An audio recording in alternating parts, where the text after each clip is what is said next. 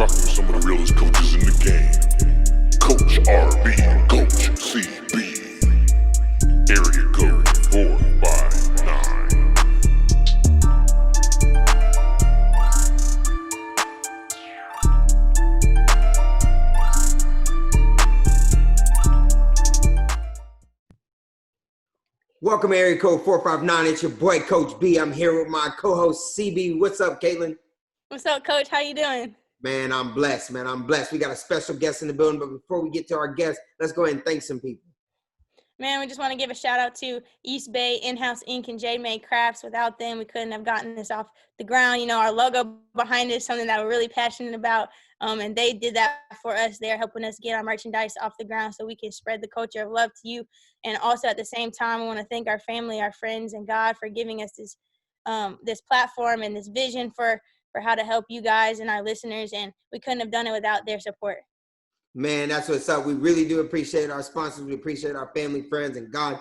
Man, we have a special guest in the house. Caitlin, I'm going to let you introduce our guest. Go ahead. Originally from Plano, Texas, he was a 2-year starter at UT Dallas, where he was able to lead the team to his first conference title and winning season in school history. He then began his coaching career on the grassroots level with the Dallas Hoop Dreams. He's been able to work under Coach Johnny Bryant as a skill development coach for Nike and the Bryant Skills Academy. Moving up from the grassroots basketball, Coach took his talents to the JUCO level. While he was there for 5 years, he was able to produce 22 NCAA Division I signees, 17 all-conference selections, 2 All-Americans, and 2 academic All-Americans.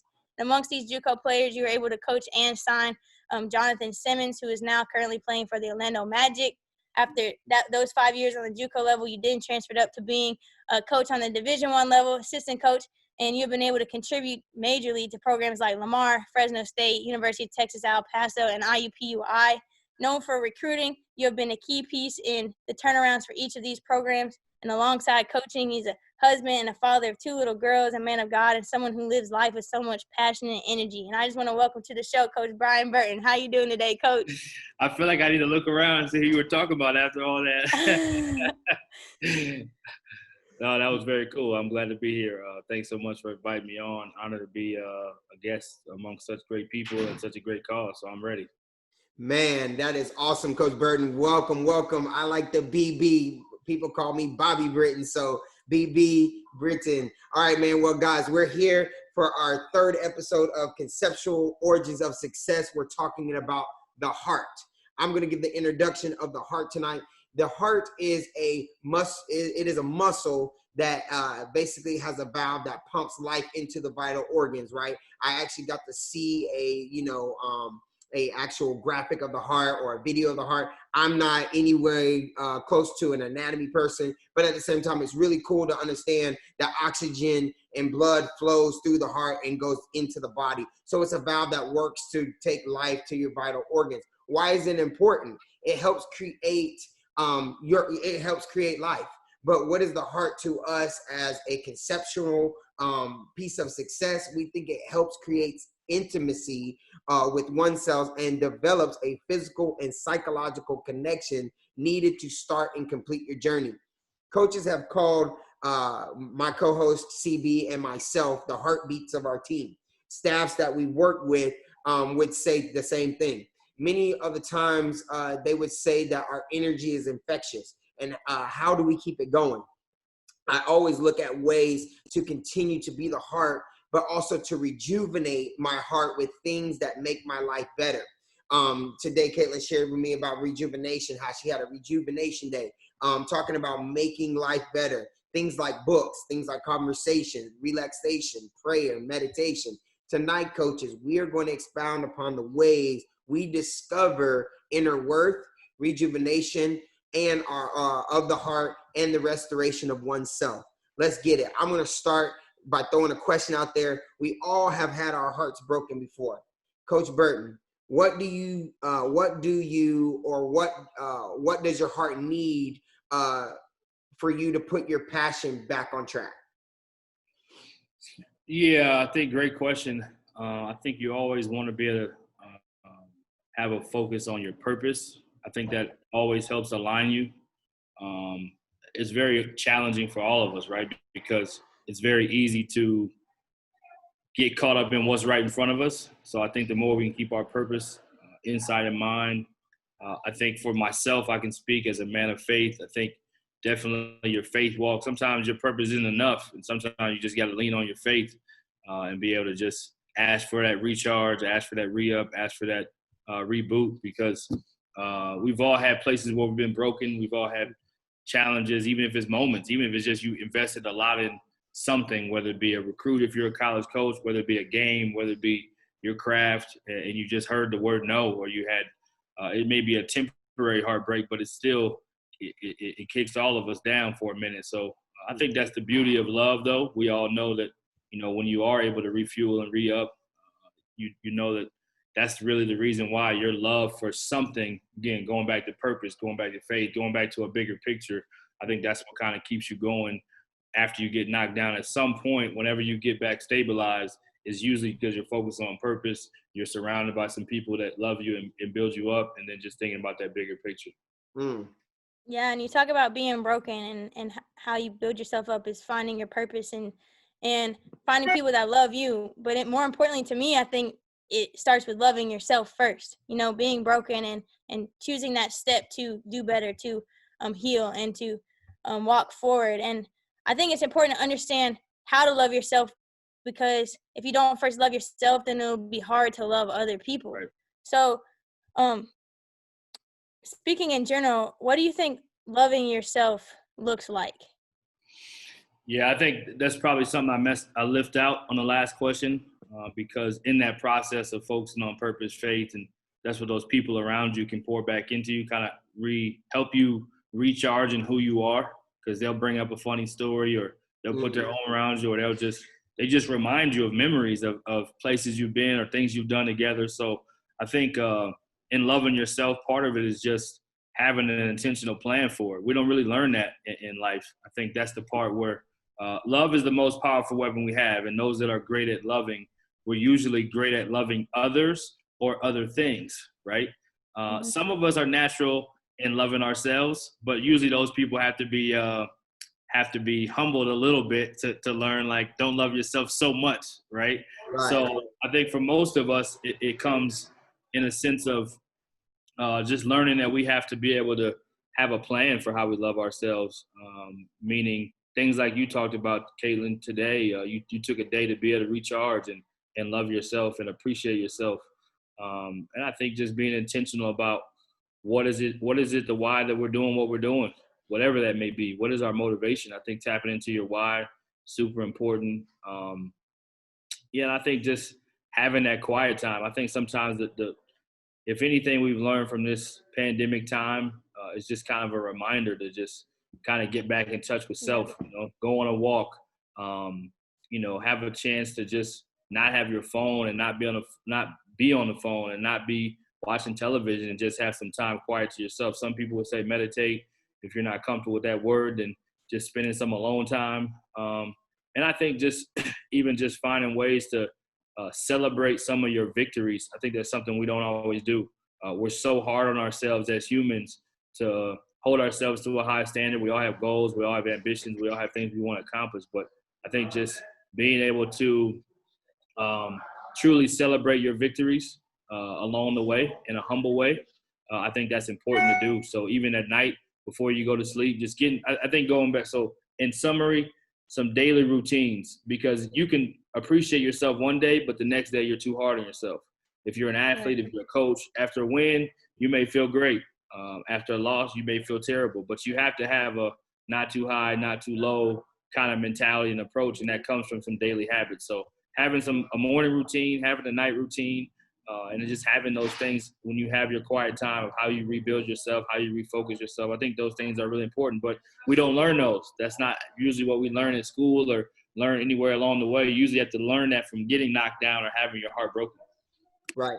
As coaches, we really try to harp on this when we talk to our players about like things about the game, right? We always talk about like the ebbs and flows, like, you know, can't be too high, can't be too low. Sometimes the game just kind of is a roller coaster, but you have to capture those moments and you got to be in the moment. And sometimes, you know, you have a lot of successes, and then sometimes you have a lot of failures. You know, it just depends on where the ball is going that night.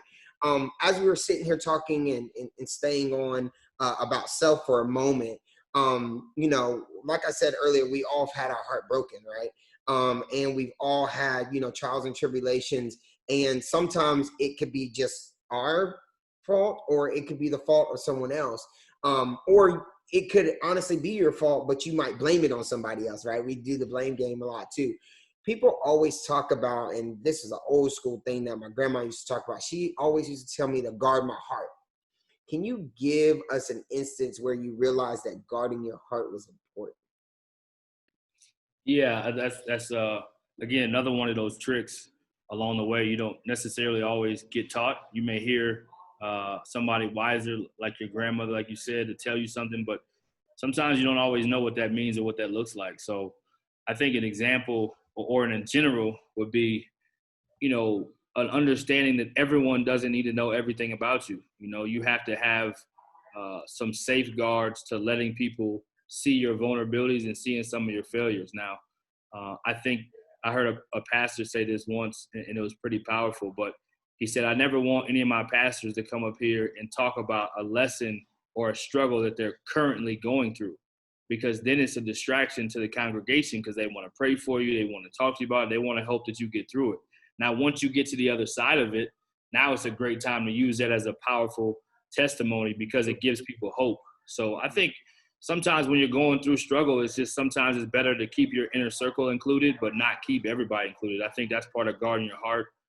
This day and age, young people and older people with social media, you always kind of want people to have access, but then sometimes it's like they don't need to have access to that. And you have to be able to guard your heart, because now once you open that up, now you're letting a lot of people into a really vulnerable space, and everyone doesn't deserve to be in that space, and everyone doesn't know how to operate within that space to help make sure you're your best self. So I think, without getting a specific example, I would say that in general is just something that's really, really important, and that you learn usually, again, through failure and through learning the hard way. You know, like, well, I'm not doing that again. I'm not making sure everybody knows this again. So I think just, and sometimes it's not even everybody. Sometimes it's just the wrong one somebody. You know, you have to have a tight circle when it comes to things of the heart when you're going through it.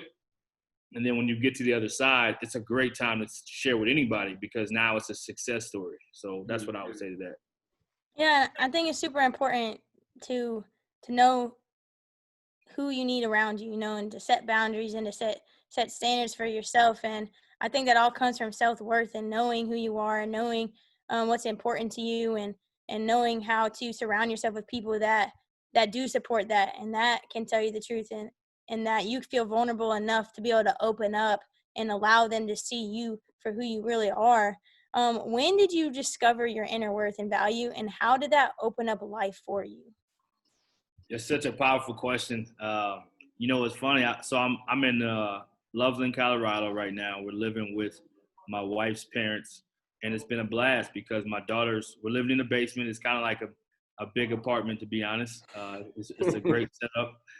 So God bless them for all their hard work to be able to provide such a great home. But the cool part is I'm out of my comfort zone. My wife is out of her comfort zone, but our kids are getting a great amount of time with their grandparents. So that's a blessing. But so we're going on a walk, and this neighborhood is super friendly. Like, so it's different than most neighborhoods, or many neighborhoods. I shouldn't say most, many neighborhoods that I lived in. And so we meet these new neighbors the other day, and the woman says something that's so true. We were talking about parenting. She has 2 kids. She's homeschooled her kids, and one of her kids, you could just tell, had a certain sense of confidence and self-worth and identity in herself, and some of it from the homeschooling. So I was asking the question, and I was talking about my approach as a parent with my daughter, because my daughter has a lot of her mom in her, but she has a lot of her dad in her too, and her dad can be very outside the box. So sometimes when you're like that as a kid, parents, we want to control, even coaches, we want to control. We want to say, do it this way, do it that way. And we don't realize it, but we're putting boxes around people and their gifts and who they are, instead of kind of embracing it and just figuring out how to lead it better. And I think we all watched Last Dance. Most of us did, if you're a basketball person. Phil Jackson was masterful at that. Whether it's Kobe, whether it's Shaq, obviously they weren't on Last Dance, but Dennis Rodman's the best example. Jordan, he understood people's gifts and strengths and how to. So I say all that to say, the neighbor said something really powerful. She said, yeah, that's one thing about kids. is that, you almost see them at their natural, truest self, right? It's like, then what happens as adults, we find ourselves through life, we've been told this, we've been told that. So now we've conditioned ourselves to change and adapt to the world.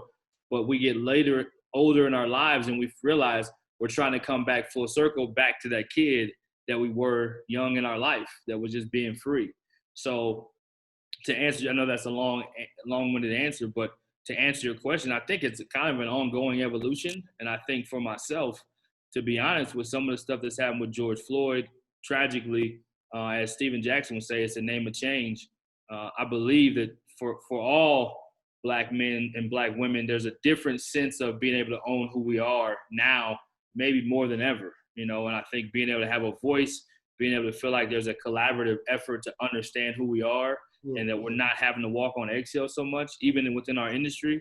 So I think for me, probably a lot of it has to do with kind of the breakthrough moments of right now, and I think even in our industry, you sometimes are trying to fit in with this coach, fit in with that coach, fit in with the industry standard, instead of just really owning who you are and walking in that and say, hey, if wherever I end up aligning, wherever God wants me to be, then I'm going to end up there anyway. But don't try to fit into this environment or that environment, or feel like you have to conform to the ways of an industry, whatever industry that may be. Whether it's, you hear musicians and actors talking about that a lot too, and they usually have some kind of a mental health situation. So I think, what's the guy's name? Michael B. Jordan was just talking about the mental health of actors and actresses and how important it is. So again, I think the part about just accepting yourself and owning who you are, I think that really is starting to break through to a different level now. I think there's been phases of it along the way, but I think for myself, again, with the murder of George Floyd and kind of the new Black Lives Matter movement, is just helping a lot of us as Black people be able to own ourselves and our story and who we are and who we want to be in a totally different way. So to answer your question, I would say probably right now more than ever. Yeah, no doubt. You talked about, how kids just have that natural passion, right? That natural flow about themselves, that natural energy. When I coach, I used to, I coach players sometimes that weren't that good, but I would always say, like, there's one thing that I can do with a player is, if you have heart, I can work with you. Because, you know what I mean? If you have that passion, if you have that why, if you have that drive, I can work with you. We can always give him extra hours and work on a jump shot. We can work on dribble moves. We can work on film sessions where we're working on the mental part of the game. But you've got to want to do it. You got to want to wake up. You got to want to drive that car. And I always used to tell my players, I'm like, the heart is the center of one's passion, right? We talked about how coaches would call me the heartbeat, or Coach CB the heartbeat. In my company, as a staff, they say, hey man, your energy's so, just so exuberant. You are the heartbeat. And I like that. I like that title. Like, I've taken that on in my life. And so how do you align being the center? How do you align your heart being the center of your passion with your everyday goals and passions, and then also your long-term goals? Yeah, I love that concept. I think we all have heard that with teams, or like you said, employees, members. Man, this guy's he's the heartbeat, or man, this person's the heartbeat, or this person's the heart and soul. Yeah, that's a great question. I think it really kind of goes back to a little bit what we talked about earlier of just, I think you have to be intentional. I think you can, again, just talking about athletics, right? Using the example of sports. You said this earlier, you can get high on the high and low on the lows. There's so many things that happen within a season, within an off season, within a recruiting period, within a timeout. There's so many things that happen through the course of a game or through the course of a season or a career. So I think not getting too high on the highs and low on the lows is super important, but being intentional about putting your heart into things and having, again, that vision, that alignment, that those goals for the big picture. And I think it's harder sometimes to find your purpose in it, but I think at times, again, the outside voices are always kind of trying to steer you in a different direction sometimes. Or so if you're not intentional about what you really want to put your heart into and who you want to be and why you're doing it, I think you can get lost in all that's going on. So for short term and long term, I think it's just finding a way to have it inside in mind. Me and my wife just did something new recently. Actually, July 1st, we just finished it, did our first one, but our first vision board, you know, the same thing that you're talking about, like getting. So we had a multiple part assignment. I got it from one of my boys at matter of fact, shout out to Alvin Brooks III at Baylor. He's the one that kind of brought it to, not that I haven't heard it before, but he said his wife had brought it to him from maybe Steve Harvey or somebody, and everybody's heard about it. But at this point in your life, you're like, I don't know if I'm on that. You know, I don't know if I got other stuff to do with my time. So we did it kind of we do some date nights, usually once a week. We were doing them on Thursday. So Thursday night, we did we wrote the words down first that we wanted to have. My wife kind of broke hers up in categories of wife, mother, and then kind of like boss, because she's an entrepreneur, former head coach. Herself, shout out to my wife. I'm sure she'll come up more in this, but that'll be 40 minutes on its own, so I don't want to get too much on her. Right. Yeah, so we broke it down. We did words first, then we did a Google search for the pictures that we wanted to represent it.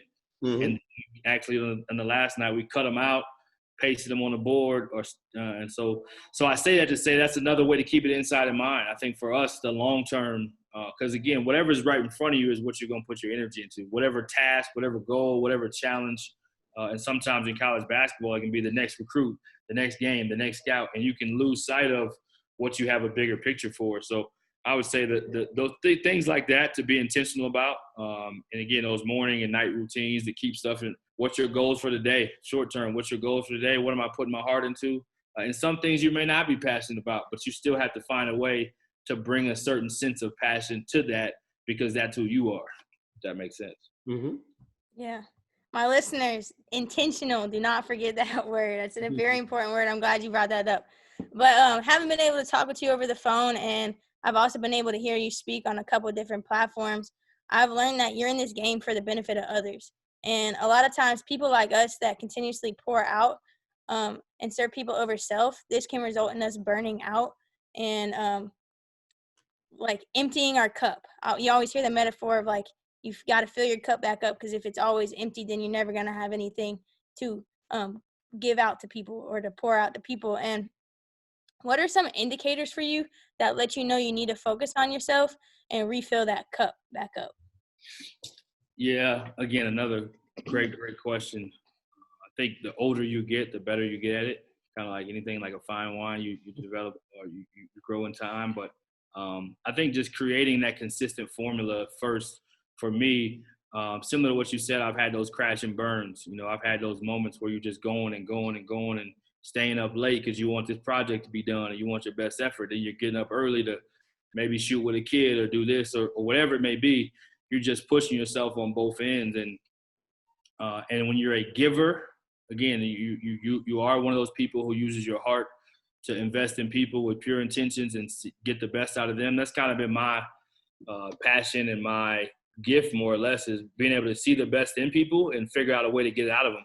And I think it's a servant leadership trait. It's definitely a giver's trait. When I played, I wasn't near as good as Steve Nash, and my hair wasn't near as long and luxurious, but I definitely was a pass first guy. And winning that first championship, it was about, I finally, my first year at that school, I was like the tied second leading scorer, which that means we weren't going to win a whole lot of games if that's the case. So I figured out pretty quickly, just kind of getting back to my personality and just make sure everybody eats, make sure we win. That's what I always cared about. And I think sometimes for me, I hadn't had a big role before at the school I had come from. And I think like most people now in the transfer age, you get your opportunity. You just want to go do the best you can with it. But I had to learn, again, my own gifts was about giving and figuring out how to get the best out of others. So I say all that when you're giving, it can be draining. So if you don't figure out what source are you tapping into to refuel? So for me, my faith became a big part of it. Even though my faith was a part of my life before, it wasn't always a part of my fuel up and a part of my daily routine to have a consistent formula to make sure I'm filled up. And then also creating boundaries. Again, one of my good friends, Jareem Dowling, talked about this at North Texas. He came on a Zoom that I was a part of hosting, and he talked about mental health. He was supposed to come on and talk about basketball, and he just kind of remixed the whole thing because it was that convicted to him. And we related so much in that conversation because he had to learn. He's a giver too, but he had to learn how to create boundaries. Like, you can't always just answer every text right away. You can't make yourself available all the time. Kind of ways you talked about guarding your heart, going back to that. You can't always make yourself available. You have to have some times where you're unavailable and you're available to yourself, only yourself. Yeah. So that way you have to get a chance to let your brain recalibrate. You get a chance to rest. You get a chance not to be in that mode, because when it's natural for you to give and do things with the heart, you're not going to know how to turn that off. You're not going to, it's like, you're going to go play, but no, I'm not going to play hard today. It's like, no, if you play, you're going to play hard. That's who you are, you know? So it's kind of the same thing when you tap into people or you tap into places that you give. You have to create boundaries for yourself to make sure that you're not draining yourself and not getting those crashes. So I think just consistent routines, which can include things like faith. It can include comedy. It can include something that is an outlet for you that doesn't make you have to work, you know what I mean? So I think just having that balance and creating those formulas are so important. Right, Coach, man, that's great, man. And we talked about things, you know, I heard you say things like, you know, servant leadership, you know, things when you drained and you have to refuel, you know, you talked about your faith, you know, amid all of these things that are going on, you know, the fight and struggle with social justice, you know, coronavirus is a big thing. And then also, you know, the economy is just not as stable as people would like it to be. I actually have been studying like economics lately. Like, people are like, that has nothing to do with your wheelhouse of what you're doing. I'm like, well, you know, people are talking about the economy, so I want to know what they're talking about, right? Like, I'm trying to figure out. So what I've learned, you know, in my study with economics is cash is depreciative, right? So you get cash, the first thing you do is spend it. It's like, it's gone. You know, they tell you when you have your money invested in something wisely to make you more money. Like, that's what, you know, rich and wealthy people do. And then I go back and I say, man, you know, I always try to take what I learned and try to revert back to, you know, what I do personally every day. And, you know, we talk about here, you know, at 459, we talked about using our love to inject an inspiration. And, you know, if you don't have that, you know, if you have a depreciative heart, if you're always giving, but you never rejuvenate, then, you know, you kind of like miss out. So I guess what I'm looking for, you know, in my next question is, who was that person for you? Who was the person that demonstrated the love and passion that you want to emulate every day? Yeah, I mean, really simple answer for me on this one is my mom. I have two brothers. My mom was married to my father at the time. They're now divorced and still get along. But my mom was the one that was home. She was the rock. She was always making sure we had what we needed. She was always making sure. She's just a person that if she talks to you, if she was on this podcast for 3 minutes, she'd impact in some kind of way. And us as people, she just has it about her that she's so much love exudes to who she is. So much giving exudes to who she is. And she's just all about others, serving others and giving to others and making sure others have what they need, and that they're, if nothing else, they're just inspired and filled up and they feel better about themselves. She just has an it factor way about her. And so she was always the one making sure we stayed on point. And even over the phone, as you get older and she always had that wisdom. She's a psychology person. So she's actually gotten her master's in that. So she has a way not only of tapping into the brain, but also tapping into the heart, because that's where, you know, she operates from. So I would say without a doubt, her, beyond a shadow of a doubt. And I think sometimes even when you don't want to keep giving, you know, just keep doing it anyway, because look at what she's done. You know, I think that's the best way I would say it. And I actually had to remind her that one day, not too long ago, like, Mom, you know, I got this from you, right? So I got to tell you how to be you again on this particular topic. I don't know if I ever thought I would do that, but she kind of took that as a compliment and understood where I was coming from. So, yeah, shout out to moms. For sure. Yeah. I want to talk to you about stress for 1 second. You know, it can be one of those takeover type of emotions, especially like as a player when you're not playing well. You could be really stressful as a coach. Coming into a big game, being busy, scouting reports, recruiting players, like so many aspects to life that can cause a lot of stress. What are some ways that you deal with stress personally? And then how do you help your student athletes overcome stress as well? Yeah, I actually wrote out a couple of notes while you were saying that. I think the conversation, listening, one, for how I serve players on that, knowing that they have support, reminding them of how far they come, sometimes help them deal with what's in front of them. Like, look, you come over this. So I think just reminding them of that is powerful. Being real with them, encourage them, laughing with them, but helping them also create some balance. Sometimes they need outlets. Sometimes they're putting too much on themselves. So you try to get to the root of why the stress is there, and then just try to help support them through it. I think that's a big part of it. And then just helping them re-up, kind of like you talked about yourself. You have to be able to take care of yourself and give yourself time and not make yourself so available. It's more pressure on young people now maybe than ever because of social media and how much their world revolves around that. So they have a whole different, even if you don't have media, you have social media, which is bigger to those young people and their identity so much. So I think just helping them figure out the whys and helping them cope with it and helping encourage them and help laugh with them and help, again, tell them how far they've come. I think for myself, it's similar to what I've already said. You got to celebrate victories on the way. You have to keep things in perspective. But I think I'm getting to a place where I really don't stress as much because I'm consistently in this habit of trusting my faith, trusting my faith walk, and just trusting the seeds that I'm sowing.